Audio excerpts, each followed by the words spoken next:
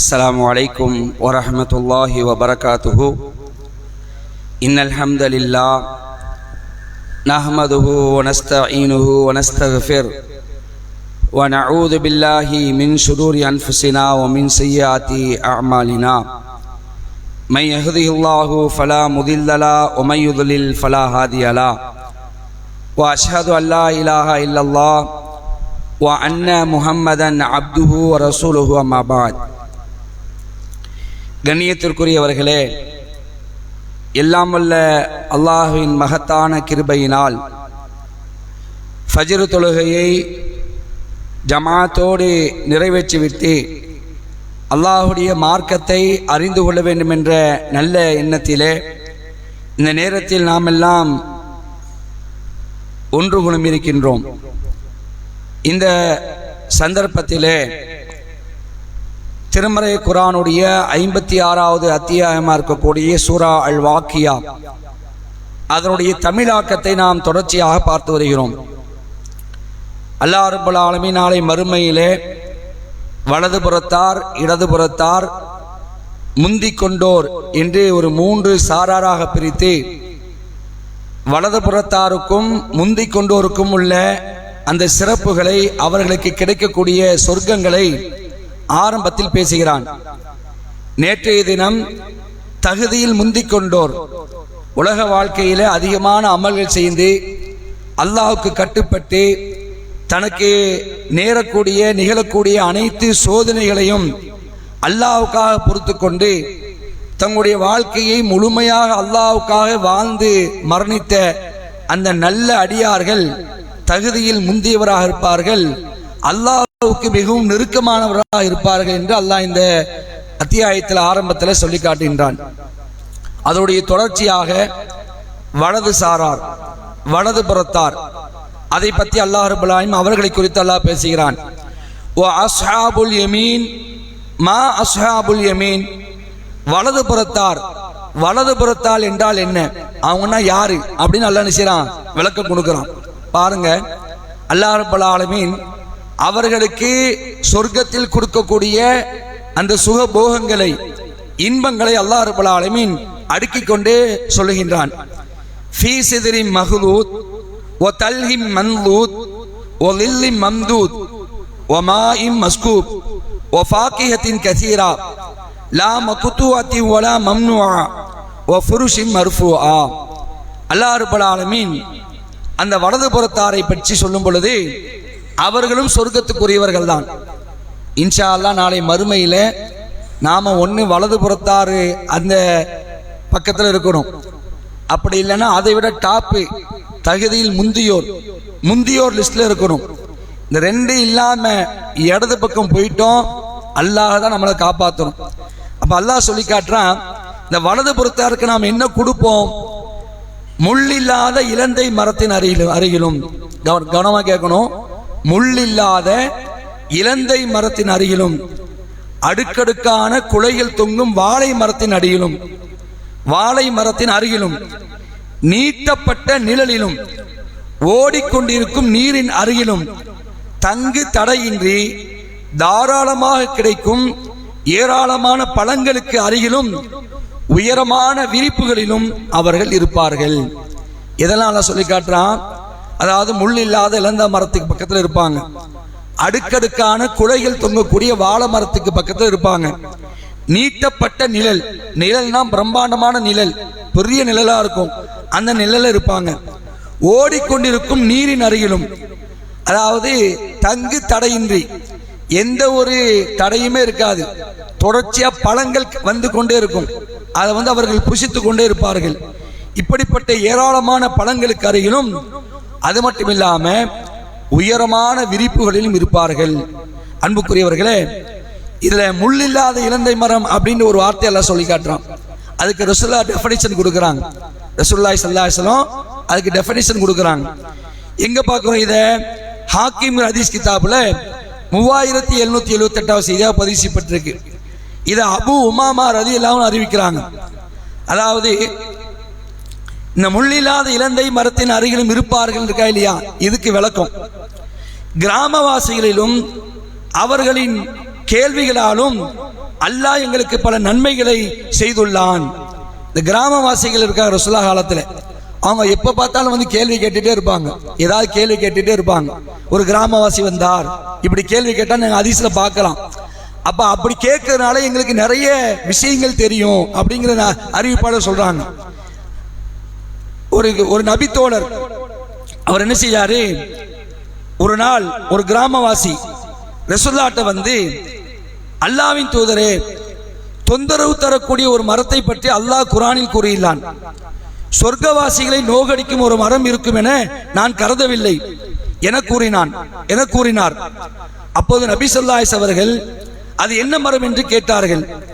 அவர் இலந்தை மரம், அதற்கு முள்ளுள்ளது என்று கூறினார்.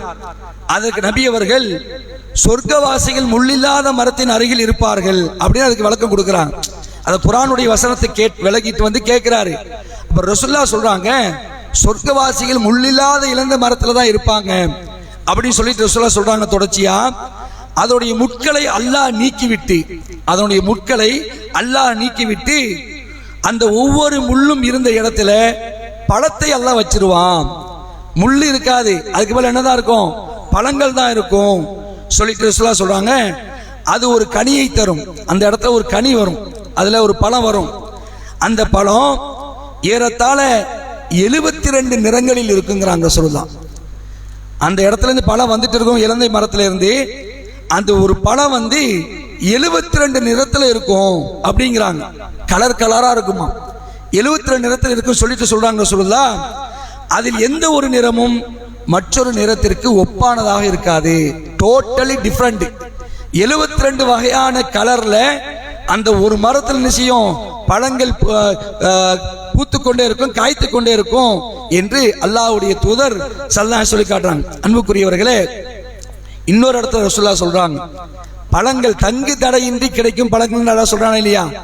இதுக்கு ரசூலுல்லாஹ் ஒரு இடத்துல எப்படி சொன்னாங்கன்னு சொன்னா, சொர்க்கவாசி இந்த மரத்துக்கு அடியில் போயிட்டு பழத்தை பறிக்கிறதுக்கு எந்த ஒரு கஷ்டமெல்லாம் பட தேவையில்லை. ஹைட்டா இருக்கும், கொக்கிலாம் போடணும், கல்லை வச்சு அடிக்கணும், அந்த மாதிரி அங்க எந்த ஒரு இது இருக்காது, கஷ்டம்லாம் இருக்காது. அதாவது நிக்கிற இடத்துல இருந்து என்ன செஞ்சுக்கிறதாம், பழத்தை பறிச்சுக்கிறதாம். ரசூலுல்லாஹ் சொல்றாங்க, அதாவது ஒரு சொர்க்கவாசி என்ன செய்வார்னா, மரத்துல இருந்து பழத்தை எடுத்து சாப்பிடுவார். ஒரு பழத்தை பறிப்பார். பழத்தை பறிச்ச உடனே அவர் எந்த இடத்துல பழத்தை பறிக்கிறாரோ அந்த இடத்துல அடுத்து பழம் வந்துடும், டக்குன்னு வந்துடும். இதான் அல்லாஹ்வுடைய ஏற்பாடு. கொஞ்சம் நீங்க நினைச்சு பாருங்களேன், அல்லாஹ் ரப்பல் ஆலமீன் சொர்க்கவாசிகளுக்கு எப்படிப்பட்ட ஒரு சுகபோகத்தை கொடுக்குறான் பாருங்க. இதெல்லாம் கற்பனை கூட பண்ண முடியுமா?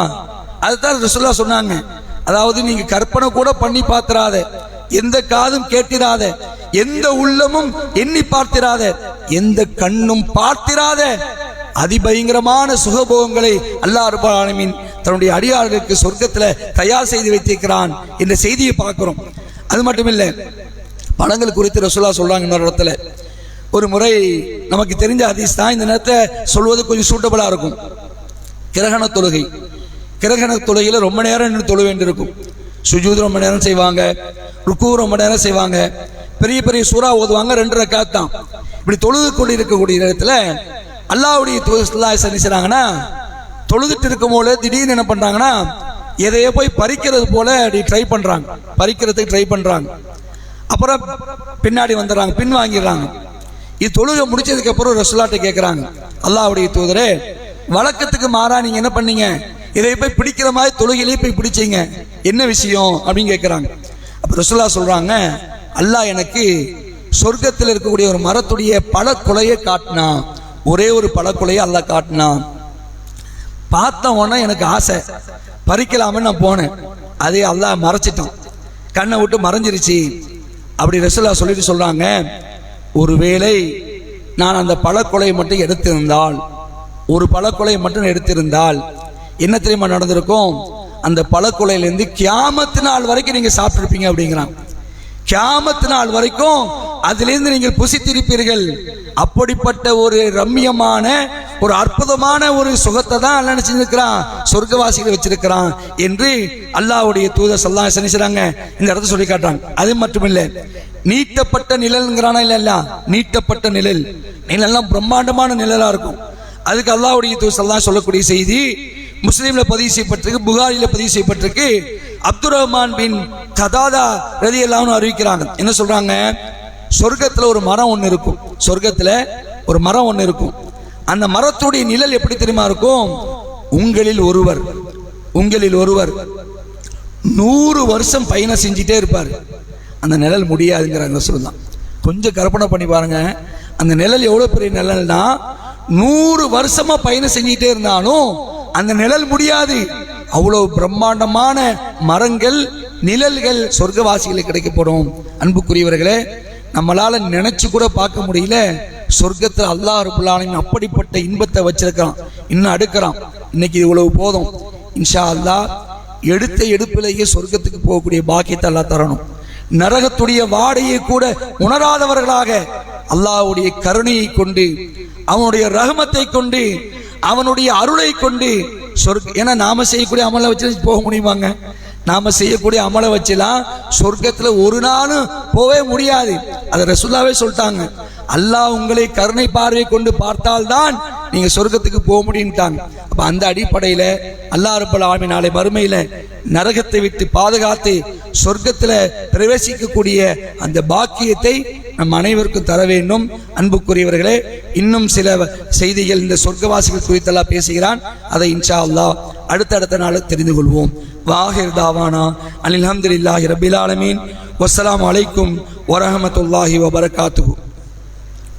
சுப்ஹானக்கல்லாஹும்ம வபிஹம்திக அஷ்ஹது அல்லா இலாஹா இல்லா அன்த அஸ்தக்ஃபிருக்க.